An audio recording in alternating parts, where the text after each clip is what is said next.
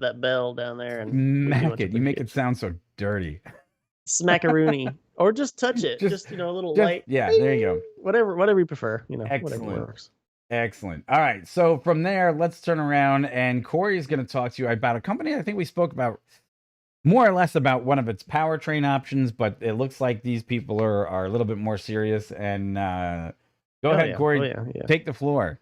Yeah, exactly. Yeah. So this next article basically brings back a company called Vertical Aerospace to the spotlight for the moment. Basically, that's saying that Vertical Aerospace is looking to do a $2 billion Osmond SPAC merge. So another SPAC in the air taxi market.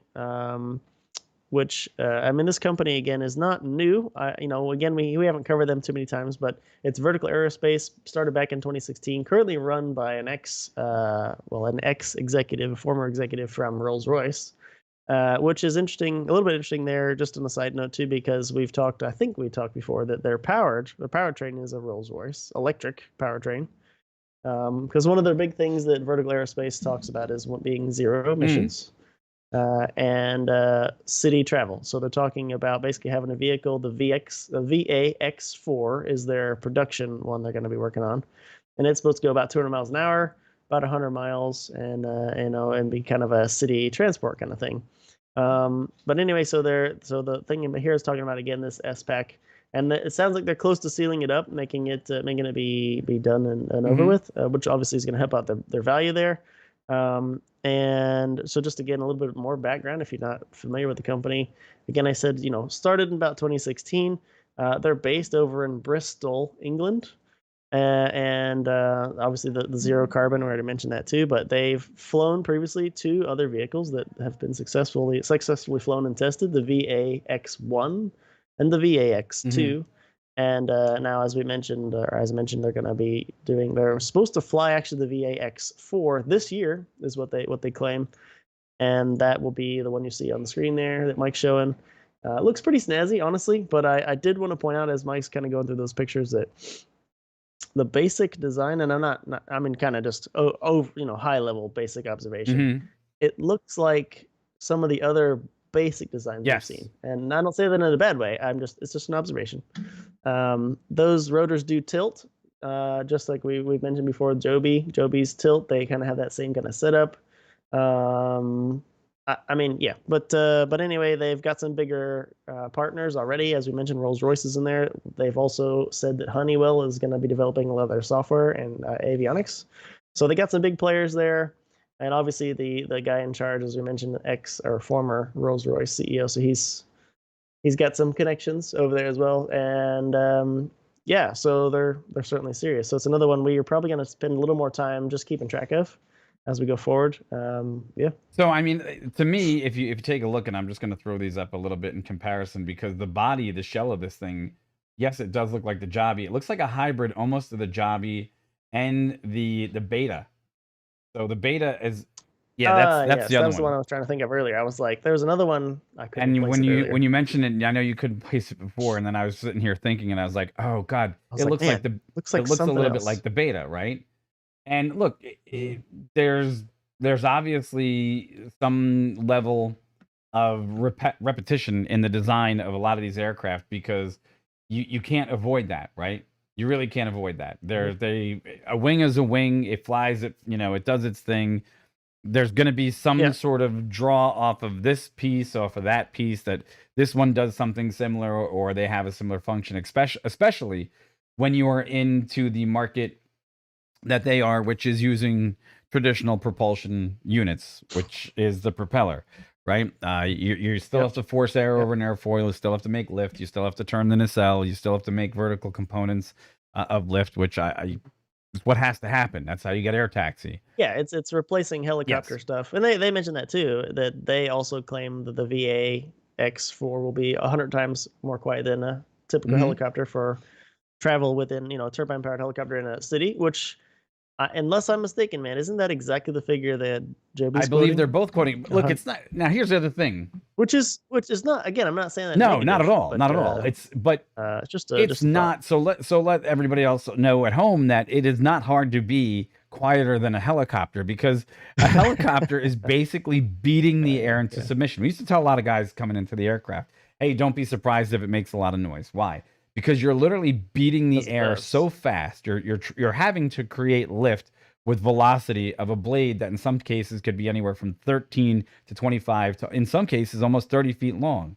And this blade at the center or at the very root is traveling slower than the tip. The tip is traveling at a high velocity speed. And then when you combine that high velocity speed in forward flight, the tips of those blades are nearly transonic, which means they make supersonic. What's that? Yeah.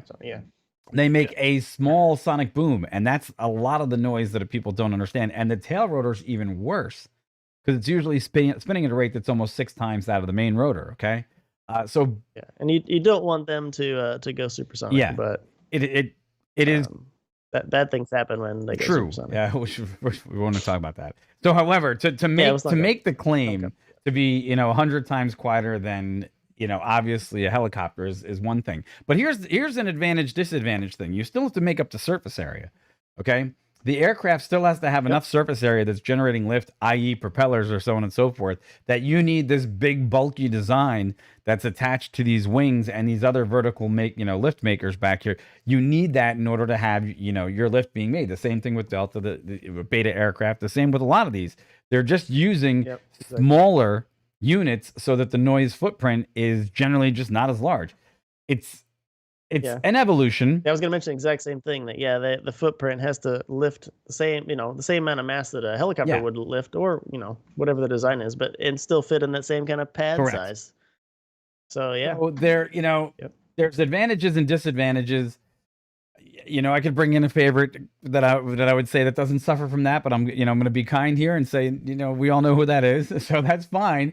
But it is what it is. You can't change the laws of physics, lift, and air, and how it has to move over an object in order to create lift. It's just one of those things. And I love these designs. They're sleek. They're gorgeous, just like the Hill helicopter. Yeah, it's very nice. They're gorgeous. There's nothing wrong with them. They're probably going to be successful, but they're just not going to be revolutionary. That's the only thing. There's evolutionary and then there's revolutionary. And when you're looking at something that's revolutionary compared to evolutionary, you have to have expectations and you have to manage what it's going to do in the marketplace. So it'll be an air transportation unit and it will go vertical. And some people will like it and some people won't. That's about it. Yep. I wish them luck. And they have so again, just finishing up. Yeah, they have worked a lot with the CAA or EASA as well over there. It's kind of, if you guys are not aware, that's kind of like the FAA, but over across the Atlantic. EASA. So they're governing body over there, and so yeah, I think that. All right, I'm gonna blow our own horns. I'm gonna say it. If people don't know, the reason why we know what EASA is because we were both at a time when we worked together at the same location for one of an oil and gas helicopter provider. We were both rated in the FAA curriculum as instructors in the EASA curriculum. So we could train people from both sides of the shores, and that was and they do have I will say this, their standards are different, much more stringent. They make you work through a lot more hoops in order to get your certifications. So that they do have their abilities there. It's a big conversation, but yeah. Sorry, was I not supposed to? But yeah, no, still European regulator of aviation safety. So that's what EASA is. But yeah, but yeah, I mean, like I mentioned before, this is a company that I'd like to keep a bit more closer track on. I know we kind of keep adding more that we want to keep track of, but it is an exciting space, an exciting area that we want to see, and on some level, it's who you know and how much money you got, and this one has another one that we want to keep track of. So, and obviously, I keep a lot of track on money of them because I want to fly them. And all of them. I am there with you, man. It would be. I mean, we've not, again, we're airplane pilots and helicopter pilots, so we can fly different stuff. But I'd be interested to fly. I want to see how that. Here's one major thing that I want to see how it feels. What a lot of people don't understand is when you have that much surface area in an airfoil and you're still generating lift.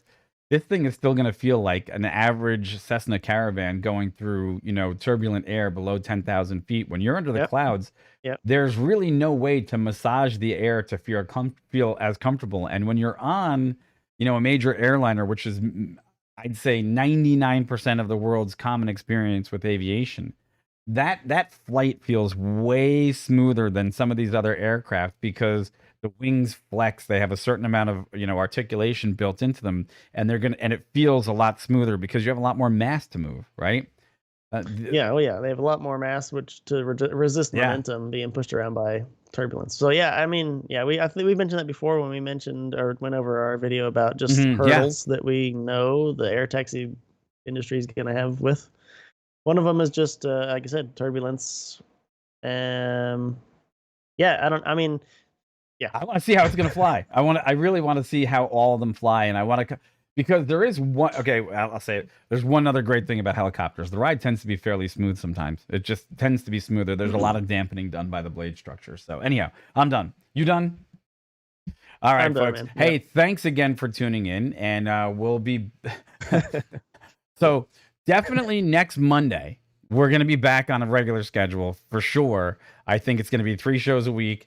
We're going to have a lot more time to put back into the show. But I think, and I just want to mention this, we do have a couple other things on the horizon before we get any further down the road. And I want to know if you guys really want us to cover this one, because I believe that right now we're looking at June 17th. There's a midday launch, which we could basically work our show around the midday launch and just do a regular show with a rocket launch. I mean, we're perfectly happy with that.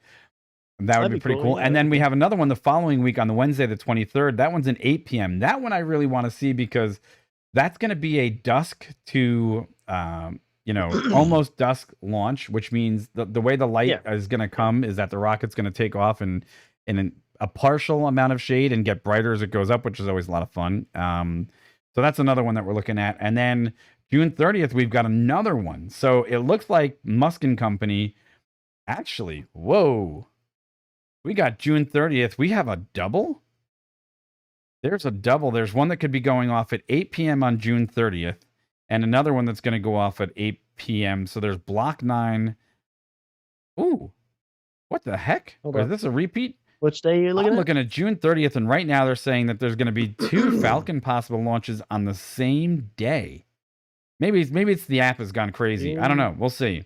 June 30th? June 30th. I got the Hakuto R1, which is 1 satellite. And then we have, what else do we have here? Then we have the NROL 85. Yeah. Holy. That could be better. Who knows? All right. Well, that's what I was just looking at the schedule. Yeah, no worries. Yeah, exactly. I mean, we want to do some more rocket launches. And the night launches are always good. Okay. Good fun. Cool. So, yeah. All right, folks. Thanks for tuning in. We'll be back to you guys on Monday. So thanks again for your time, and we look forward to talking to you guys again real soon. Take care. Have a great day. Yep. Take it easy. Have a good weekend. Peace. Bye. Later. Bye. We could do the old game show kiss where we throw our arms out and just no, we won't do that. No. How about we just say goodbye? No. All right. Goodbye, everybody. Take care.